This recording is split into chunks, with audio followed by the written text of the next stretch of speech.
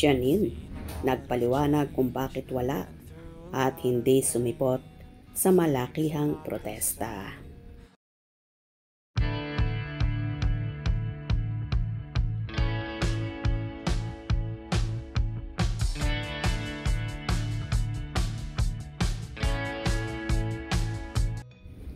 Nagpaliwanag si Janine Gutierrez kung bakit hindi siya naka-attend sa malawakang rally ng bayan.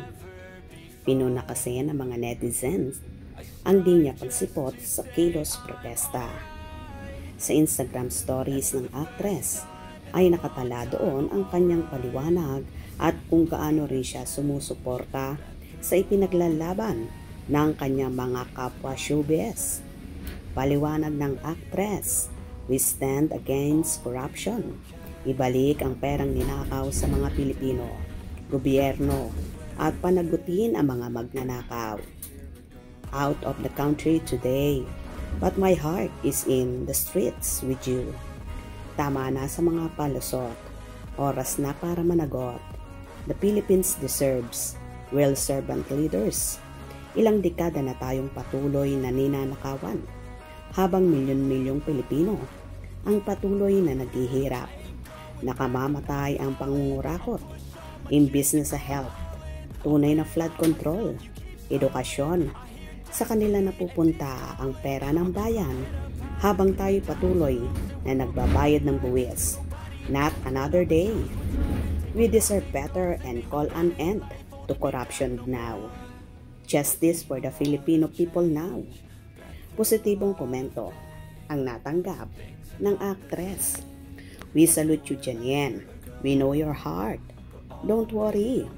I salute you, Janine, for being vocal from the start. Artist even to artist mo pa yan. May paninindigan ka sa buhay. Maraming salamat for your influence to stand with the Filipino people. Your voice gives us courage to speak up against corruption." May nagpasaring naman ng komento para kay Catherine Bernardo. "Thank you, Janine. Buti pa to, si Janine nagsalita talaga para sa masa.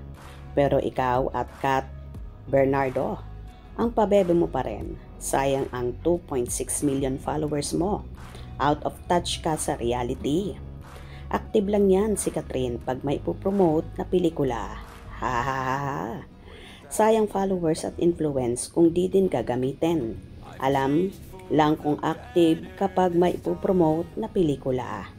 May nagtanggol naman sa ex-girlfriend ni Daniel Padilla. "Let's not compare po. Who knows? She is also joining, but in silence." Hindi man naka-attend si Janine sa malakihang rally na yon, pero ang puso niya at suporta ay nandun, kung saan ang mga kapatid niya ay dumalo sa nasabing malaking pagtitipon.